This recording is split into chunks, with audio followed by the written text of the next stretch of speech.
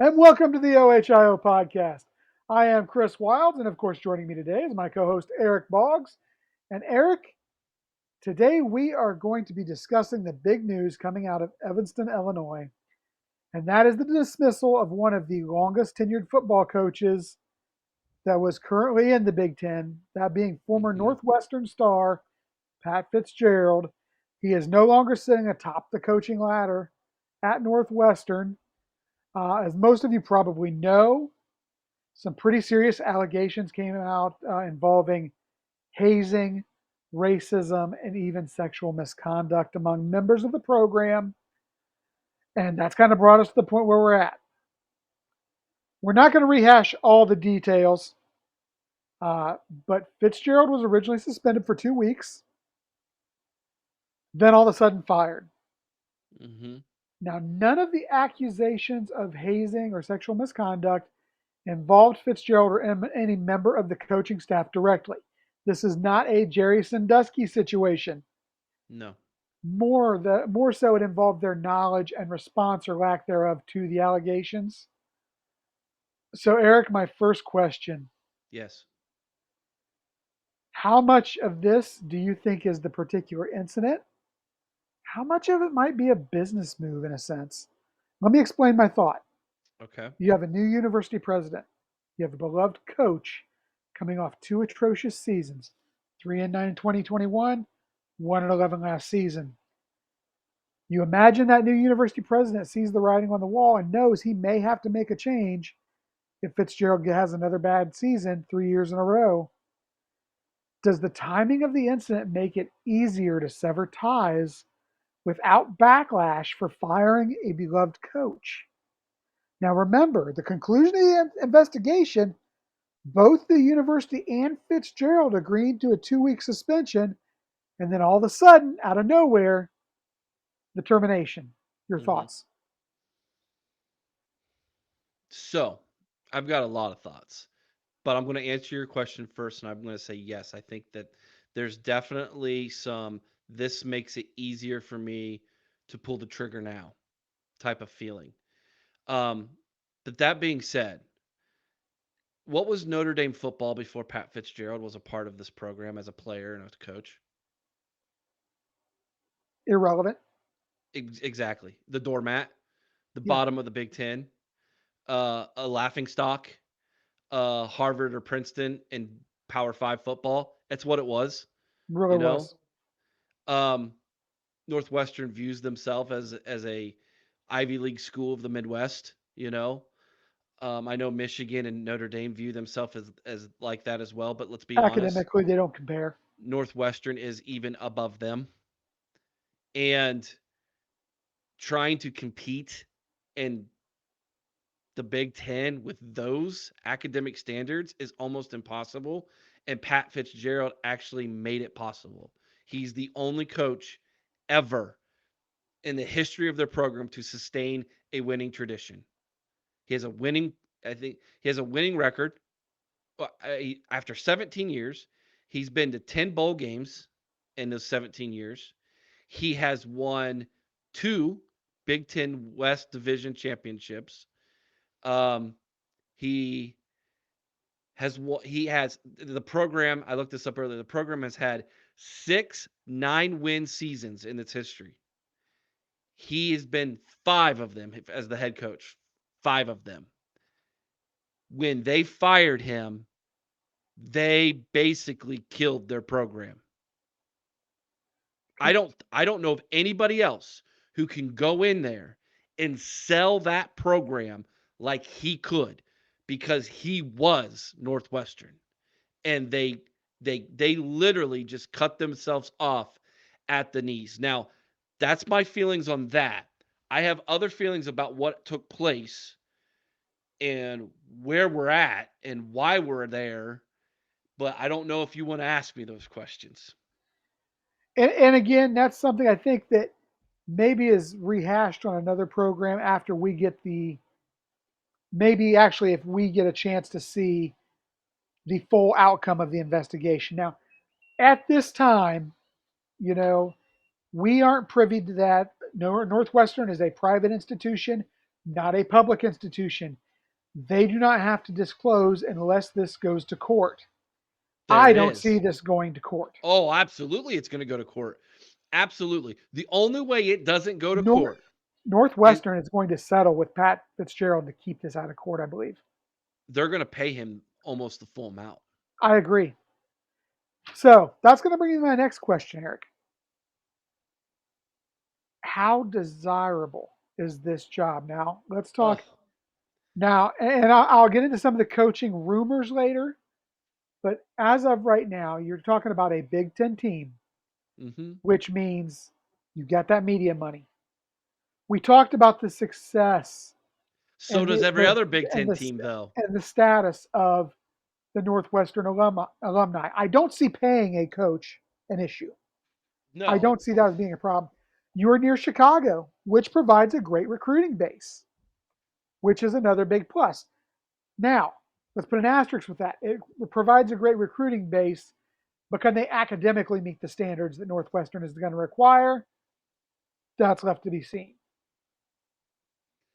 Finally, Northwestern, their last three coaches have had some moniker of success. You look at Gary Barnett, 6 years, two major bowl games. He did lose them both. Randy Walker, 7 years, three major bowl games. He lost all three.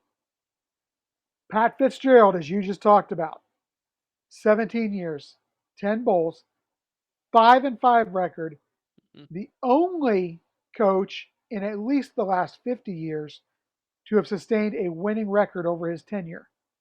Mhm. So it is possible to win at Northwestern. How desirable do you see this job being? Given the fact that I think we I know I don't even you're think going it's to have to come in and recreate a culture. I don't even think it's a stepping stool program. Like I'm going from the MAC to Northwestern and then I'm going to get a better job somewhere else. Like I don't even know that you can do that. Like I just don't see a coach walking in there and being like, I'm going to take these my 3-star brainiacs and I'm going to beat your 5-star studs. Pat Fitzgerald was literally two things. Number one, the Big Ten's getting bigger and better. Yeah, Okay, let's just face it. You're no longer going to be able to hide in the weaker West Division because which goes divisions are away. gone. Yeah, So you can't even do that. A lot of Patty Fitz's success has been the fact that they went to divisions and the West was it pretty sucked, Eric. weak. Call it what it is. It It was sucked. pretty weak. I mean, okay, Iowa, Wisconsin were decent programs, right? Minnesota started to build a little bit. But my point is, you put those teams in the East, they're the fourth team in the East.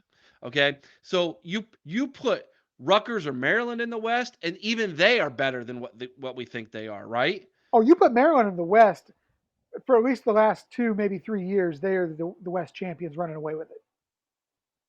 Or at least competing for it. I mean, you look at the last 3 years, the West has been what?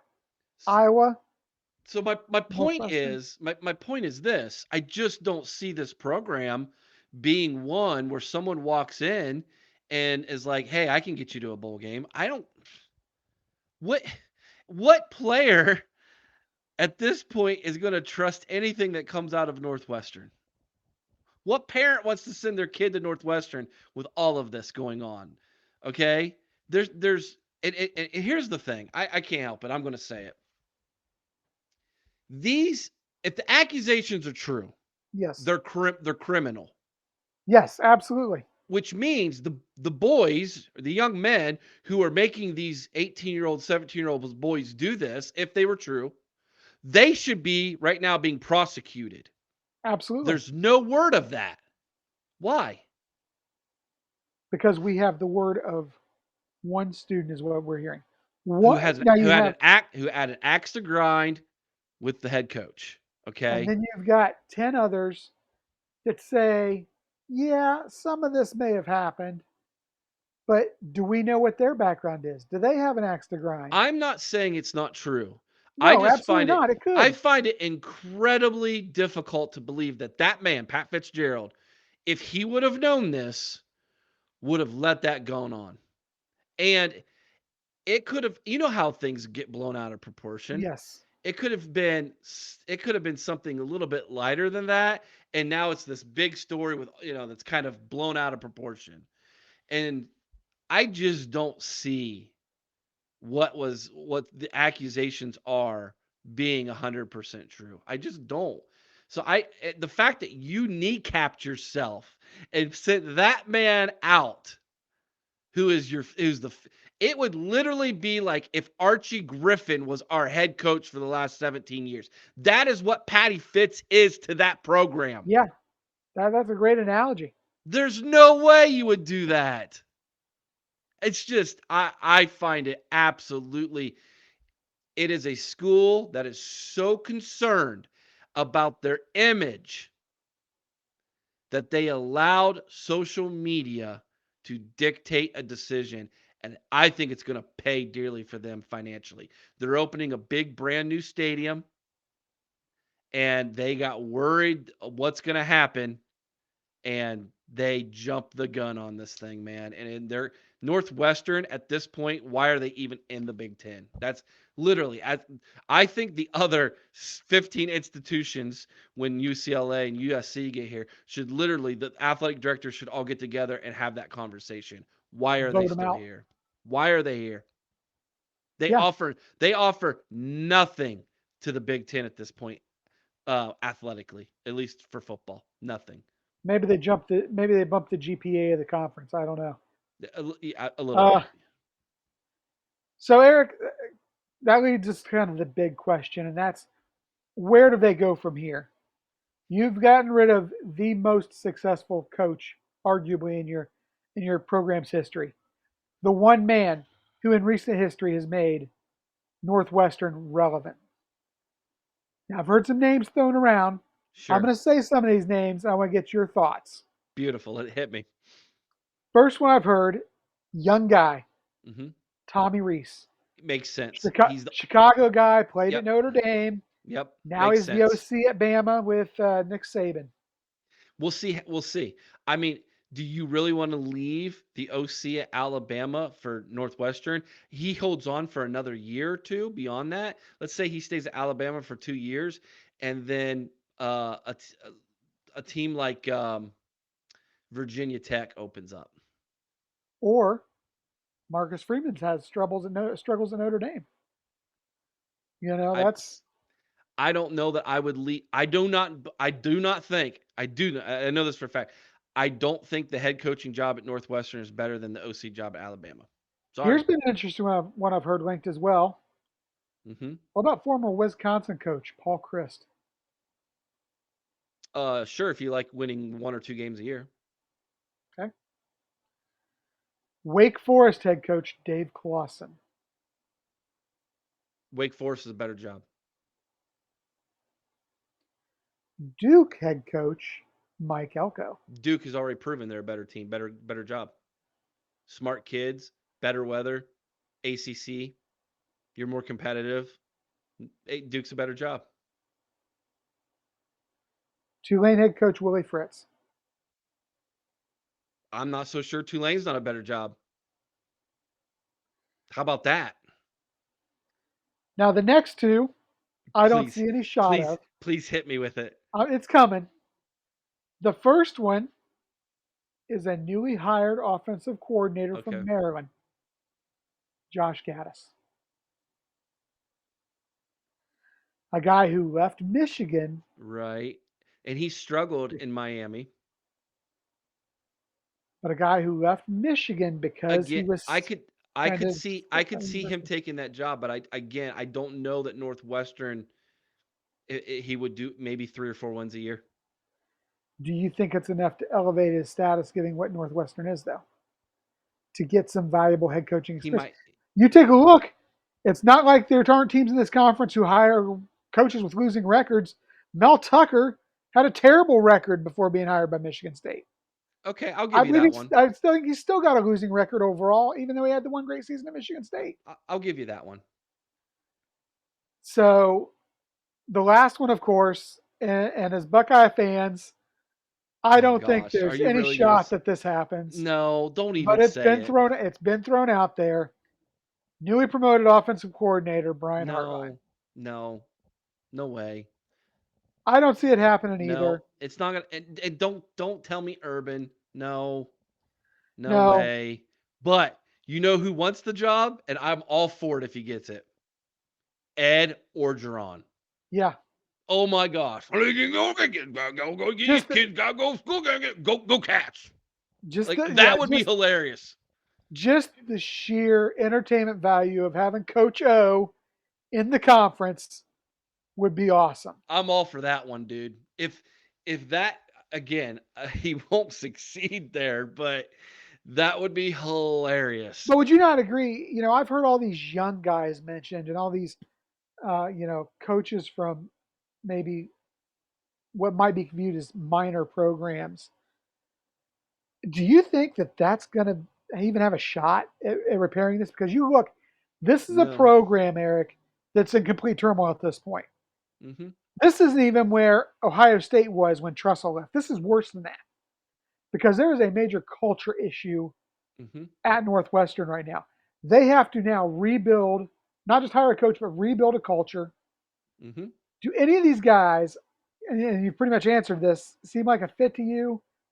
Is there somebody out there who does seem like a fit to you? Or is this just going to be a long, Yes. hard road of There's turnover? there's one guy who I think could at least go in and do a decent job, and that would be if he was fired from Indiana, Tom Allen. Because he would go in and he could rally the troops. He did it with Indiana when Kevin Yeah. Wilson was let go. Now, can he get them to a 6-6 season after 4 or 5 years and maybe to a bowl game? Maybe, but he's never gonna take Northwestern to a Big Ten championship game like Patty Fitz did. There's no way. Well, I don't think with the new structure there's much of a chance of anybody No, doing. I his mean, ceiling, you've got a 4-team elite right now that's going to Tom be the. Allen's ceiling at Northwestern would be 6-6. He's got a better chance probably Indiana after getting rid of the division. Is But six and six. that's if he were to get fired at the end of the year and Northwestern said, "All right, we'll take you on." But would you not say that 6-6 for Northwestern may be an acceptable standard for what they want? Moving forward, yeah. Absolutely. Absolutely. Okay. That's the ceiling. Like I said, that's their ceiling. If he could do that once every 4 or 5 years, that's the best you're going to get. Now Um I know that the I just defensive don't I coordinator don't is see taking over Tommy. this year. Yeah. I just don't see Tommy Reese leaving. Like if he does, then that can only be considered a win for them. But we don't even know he wasn't great at Notre Dame. Yeah. We'll see how good he is with some of the best athletes in the nation. If Alabama is not good offensively this year, you know he's going to be blamed for that because Oh, sure. And Nick you know Saban walks Saban on doesn't. water down there. Yeah, and Saban does not keep dead weight around. Yeah, And this is the other thing. We talk about the defensive coordinators taking over this year. I don't look for this to be obviously, given the proximity of the season, right, anything that they're going to make a move on this year. right. No, I They're going to agree. ride this season out with the defensive coordinator. They're going to see what he has, Right. but more than anything else, they're going to get their coaching prospects in a line and see what they can do. Take us out of Uh, here, Chris. all right, Eric. So, well, here is hoping that our friends in Evanston can find their next great leader, though we have our doubts. As always, please like and subscribe to view all the episodes of our show. Ring the bell so you're alerted to new content as it's released. And until next time, OH, Ayo. go Bucks.